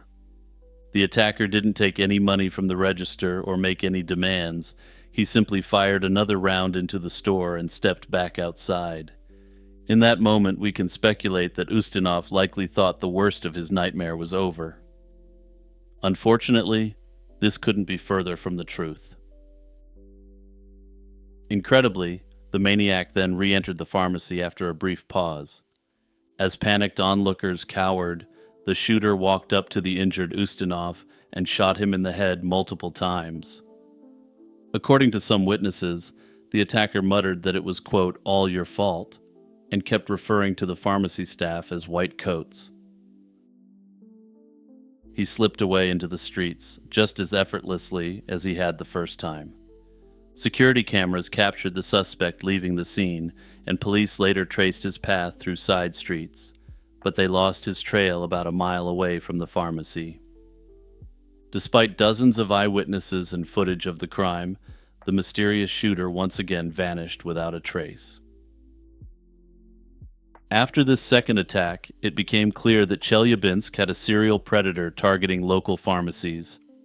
The media branded the unknown assailant the pharmacy maniac, and fear spread through the city. For a time, some residents were even afraid to visit pharmacies for basic medicines, not knowing if the maniac would strike again.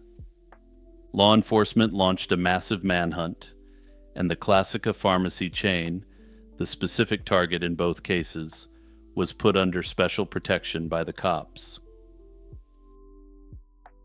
Investigators collected descriptions from witnesses and released a composite sketch of the suspect, described as a light-haired man in his late 20s to mid-30s, of average build. He was often seen wearing a dark baseball cap and glasses, and the police plastered this sketch on public transportation, in shop windows, and across the city. Authorities also posted a 1 million ruble reward for information leading to the capture of the pharmacy maniac. For investigators, there were some clues, but also frustrating gaps. Ballistic tests confirmed that the same sawed-off weapon was used in both events, proving the attacks were linked. However, the weapon itself offered little insight. It was a common model used for hunting that had been illegally modified, making it impossible to trace ownership. The surveillance footage, while chilling, didn't reveal the shooter's face due to his cap and mask. Witnesses noted that during the second attack, the gunman looked unusually sickly, with a yellowish complexion and sores on his hands. Police checked local hospitals, hunted for anyone with relevant military experience, and even considered that the perpetrator might have fled the region or the country. Despite a thorough investigation that continued for years, the pharmacy maniac was never caught. With the case unsolved, many theories arose about the pharmacy maniac's identity and motive. One theory is that these were simply robberies gone wrong. In the first incident, the attacker clearly demanded cash and valuables, suggesting his goal was theft. Under this theory, the maniac might have been an ordinary criminal, driven by greed, who panicked when a customer entered into the ongoing crime scene. The second attack, however, complicates the robbery motive, as that time the assailant didn't even try to steal anything before opening fire. Some investigators thought the shooter might have had a personal grudge against the Classica pharmacy chain or the medical community. The fact that he targeted the same brand of pharmacy in the same area hinted at a possible vendetta. Notably, he did call the pharmacy workers white coats, which suggests that he may have been using this as a derogatory term towards healthcare workers. However, these theories also have significant holes. The attacker didn't actually physically harm any employees of Classica, which would be unusual if he was intending to attack healthcare workers. Further, if a vendetta against the Classica pharmacy chain was at play, he could have made his intentions much more specific, or released a manifesto. Another line of thought focuses on the attacker's psychological state. The pharmacy maniac's actions were extraordinarily violent, and he was clearly acting in a way that can't possibly be rationalized. Some experts profiled him as someone who might be suffering from a psychotic break, perhaps brought on by substance usage. The suspect's disheveled, sickly appearance with jaundiced skin and sores further fueled speculation that he might have been an addict. Under this scenario, the attacks might have been the result of paranoia or rage from an unstable individual rather than a calculated plan. Over a decade later, the pharmacy maniac case remains unsolved and continues to haunt the residents of Chelyabinsk. Even now, some residents of the city reportedly maintain a state of high alert while entering pharmacies, indicating the collective damage he did to the psyche of the people there. Late one night in January 2021, a rising rap artist who went by the name Six Dogs took a walk to one of his favorite spots, a building rooftop where he often went to gaze at the stars. He never returned alive, and the next day, news spread that the 21-year-old, whose real name was Chase Amick, had died after falling from that building. Chase was born on May 5, 1999, and grew up in the Atlanta suburbs in a strict Christian household. As a teenager, he began crafting rap music in secret, aware that his devout mother would disapprove of his rhymes. In late 2016, at age 17, he uploaded a song called Flossing to SoundCloud. The track quickly went viral, introducing listeners to his laid-back, melodic style. Shortly after, Six Dogs released Fago Dreams, a hazy single that racked up tens of millions of streams. And yeah, for all the juggalos out there in my audience, don't get too excited. The title appears to be purely coincidental. By 2017, he had released his self-titled debut album, further expanding his audience. This rapid success caught the music industry's attention, and he soon landed a deal with Interscope Records. For most aspiring musical artists, this would have been an indisputably great development, but this small taste of fame brought serious complications at home. Once his mother discovered his secret music career, she was alarmed by the lifestyle that came with it, reportedly grounding him indefinitely. Determined to keep pursuing music, Six Dogs moved out of his family home at 18 to live with his girlfriend and focus on his art. Free from restrictions, he continued to build momentum and expand his creative vision. He collaborated with popular producer Benny Blanco, and in 2019, Six Dogs released his second album, Hi-Hats and Heartaches, which was well received by his growing fan base. His songs stood out for their dreamy beats and candid emotional lyrics. Many of his tracks openly touched on dark topics like depression and loneliness, giving a voice to struggles that resonated with young listeners. His introspective style led many to associate him with the emo rap wave of SoundCloud rappers, placing Six Dogs alongside artists like Lil Peep on the scene's moody, emotional end. By late 2020, Six Dogs was working on a third album, which he planned to title Ronald.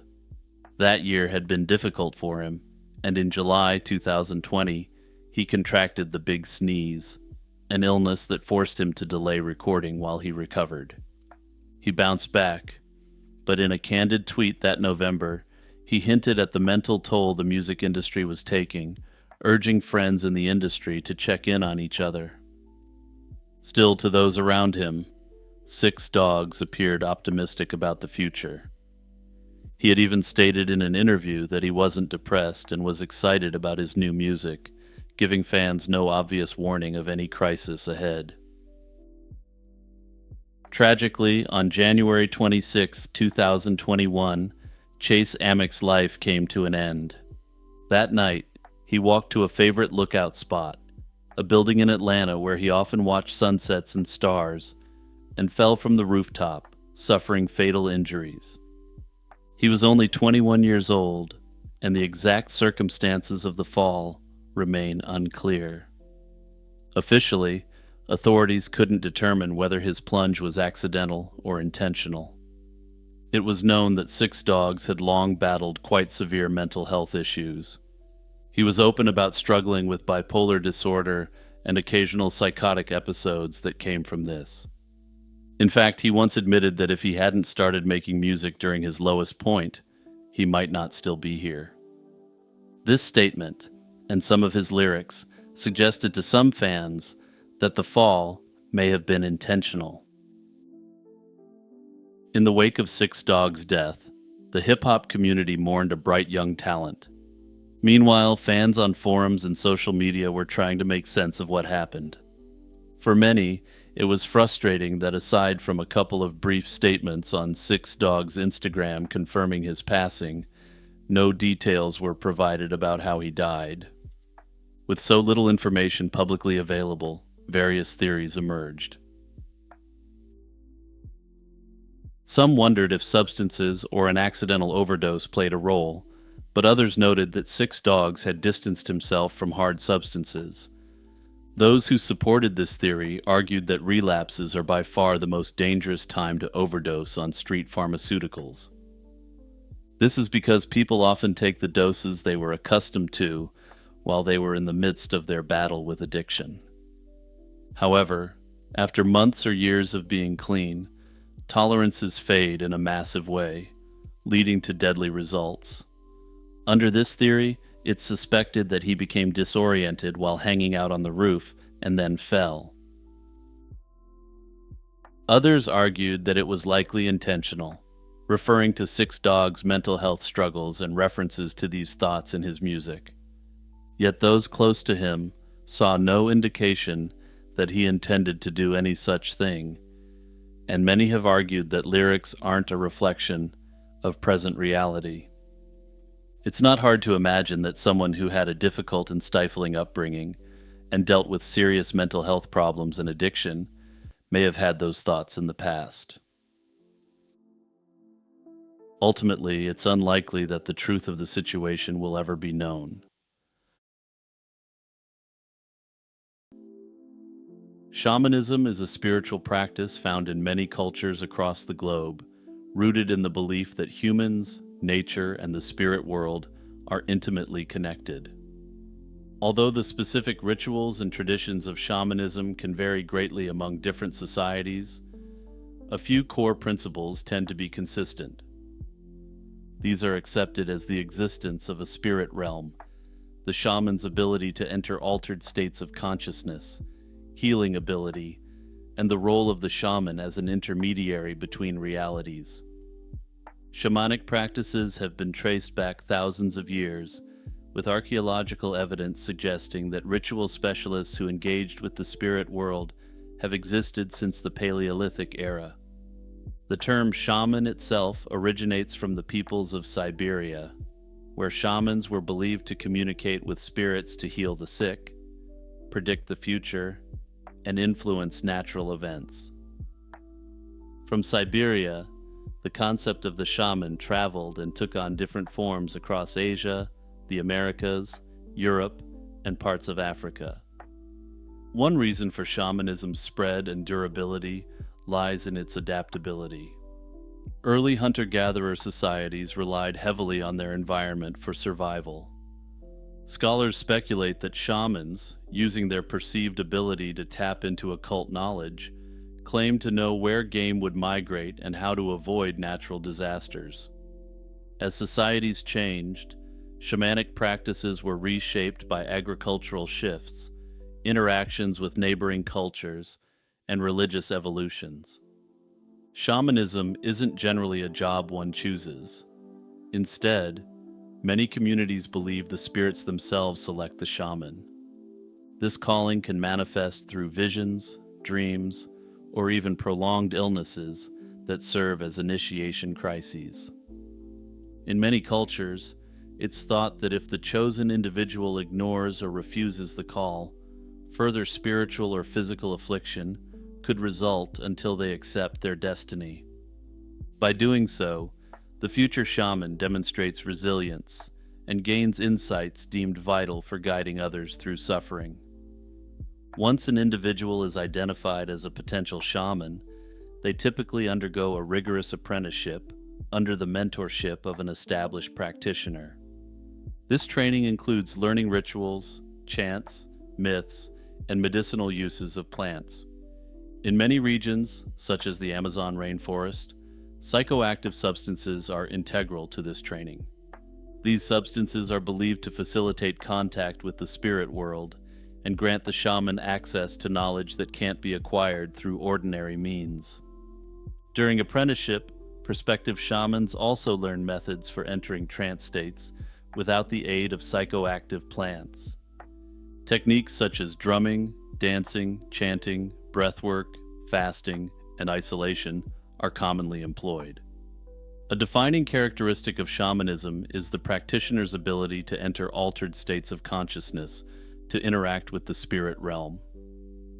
This trance state, sometimes referred to as soul flight or journeying, is the linchpin of the shaman's power. Through trance, shamans claim to converse with spirits, departed ancestors, or animal guides, seeking guidance, healing, or protection for their communities. Shamans are frequently called upon to treat illnesses believed to have spiritual or energetic causes, such as soul loss, possession by malevolent spirits, or negative energies. Shamanic healing rituals often revolve around the principle that sickness can stem from a disruption in the person's relationship with the spirit world. By restoring this harmony, the shaman seeks to alleviate physical and emotional suffering in the patient. One common method is sometimes known as soul retrieval, in which the shaman enters a trance and journeys to the spiritual realm. In this realm, the shaman attempts to recover fragments of the patient's soul that are believed to have fled due to trauma or disease. Through chanting, drumming, and ritual actions, the shaman endeavors to reintegrate the lost parts into the individual's body and spirit. Afterward, the individual often participates in a series of ceremonies to solidify the healing and reestablish balance. Of course, shamanism has recently gained mainstream popularity, with trips being offered to destinations solely for the purposes of engaging in shamanic rites and rituals. Elizabeth Bathory, a 17th century Hungarian countess, is enshrined in legend as one of history's most prolific monsters. The lurid tales surrounding her have made Bathory infamous as the Blood Countess. However, modern historical research paints a very different picture. Increasingly, scholars are disputing the traditional narrative and suggest that Bathory may have been the victim of a conspiracy. Under this theory, she was framed by powerful political and family rivals who stood to benefit from her downfall. Bathory lived in a time of intense turmoil in the Kingdom of Hungary.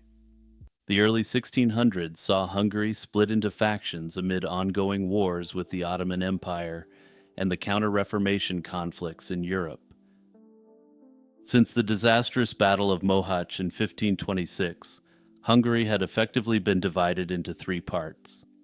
The western and northern regions were under Habsburg rule and were known as Royal Hungary.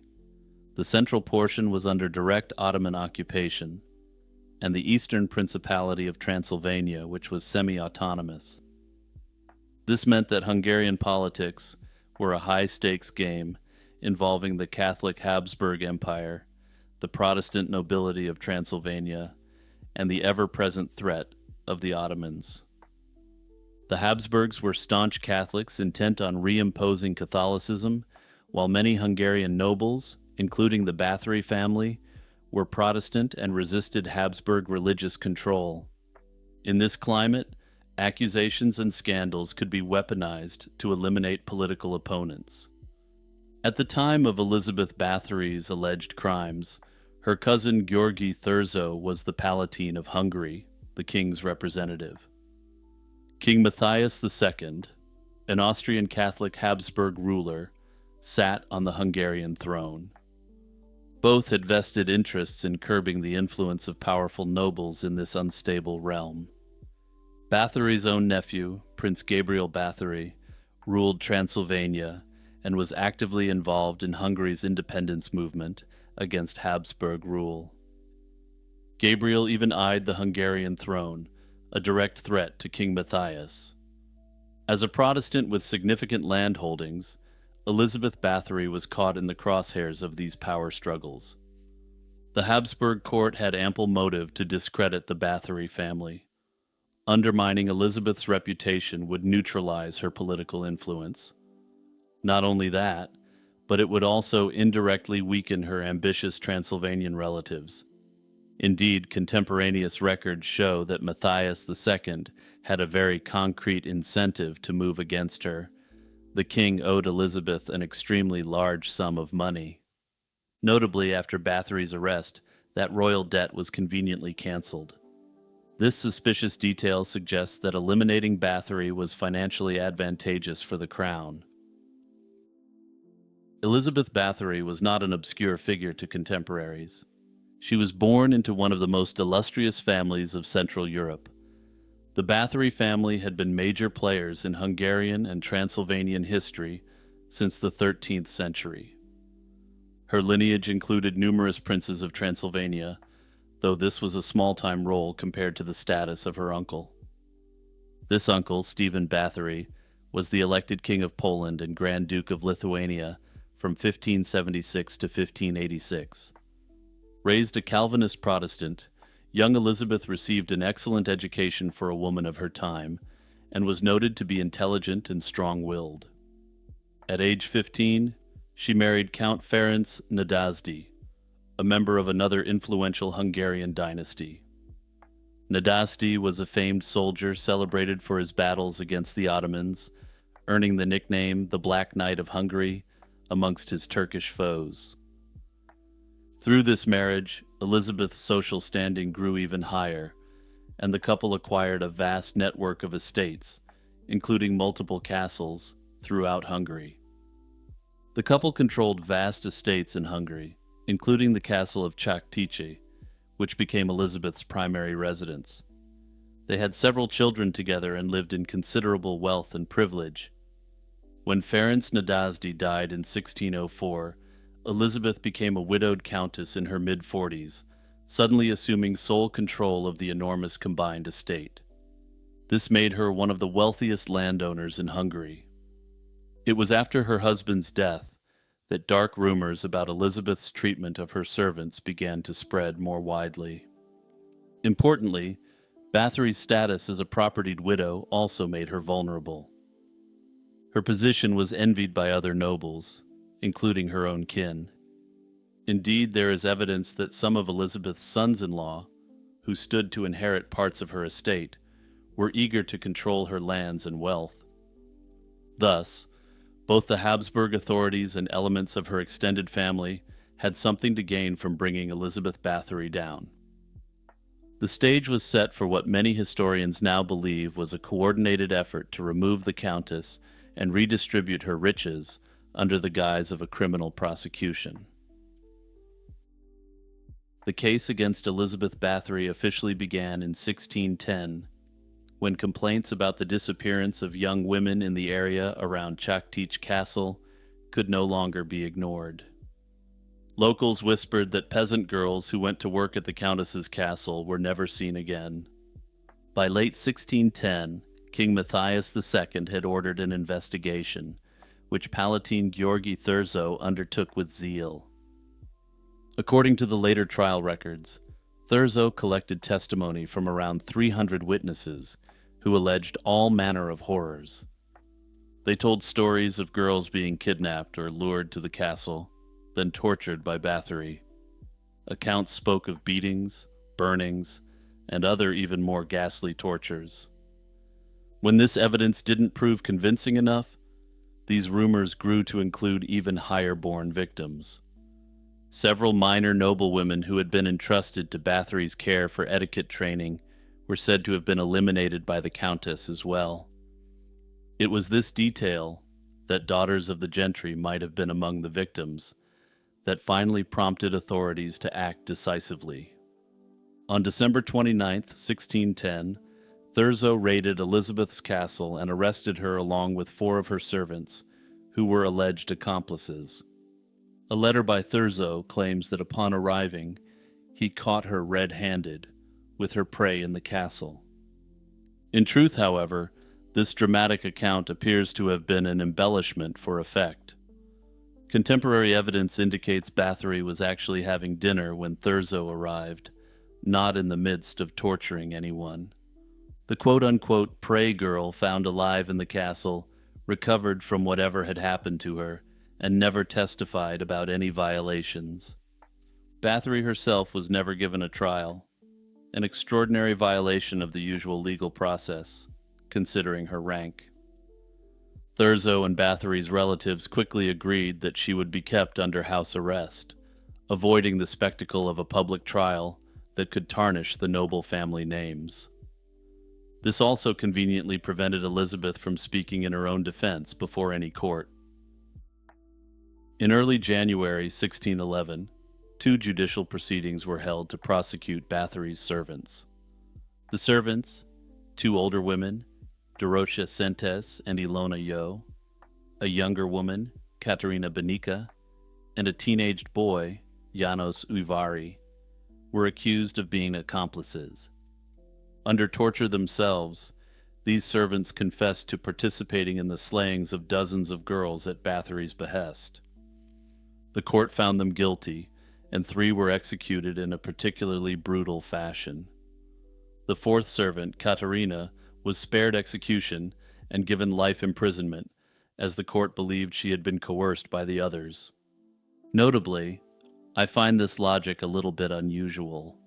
As if true, they were all asked to participate in these acts by the most powerful person in their world. Elizabeth Bathory, meanwhile, was simply kept locked in a set of rooms of her own castle. She would remain confined there for the rest of her life until her death in 1614. The evidence used to condemn Elizabeth Bathory has been a subject of growing skepticism. A close look reveals that the case was shockingly weak by modern standards, relying on hearsay, rumor, and coerced confessions. Although some 300 witnesses were interviewed, none of them claimed to have actually seen the Countess or her accomplices do anything. In fact, not a single alleged victim ever gave testimony. All the stories were second or third-hand accounts of what I heard happened at the castle. Many witnesses had been primed by local gossip before testifying. Some have suggested that Thurzo's men had spread the horrific rumors in each village to ensure everyone knew the narrative by the time they were questioned. Unsurprisingly, the testimonies were inconsistent, with different people citing wildly different numbers of victims. Some spoke of a dozen dead, others dozens or hundreds. The most sensational claim of all is that Elizabeth's body count was 650 individuals. This came from a witness who said that one of Bathory's estate administrators had seen such a number written in the Countess's private diary. Crucially, this mysterious diary was never produced as evidence, nor was its supposed witness able to confirm the story under oath. In short, the dramatic number of 650 victims was nothing more than unverified hearsay. By contrast, when Elizabeth's 4 servants were interrogated, the total number of victims they could come up with was 36. Furthermore, we have no record of any contemporaneous complaints or petitions from peasants regarding missing daughters or mistreatment by the Countess.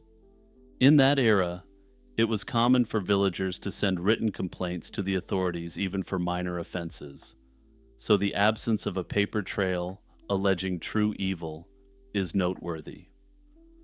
The picture that emerges is that the physical evidence of Bathory's guilt was scant. It was customary at the time for large estates to function partly as infirmaries.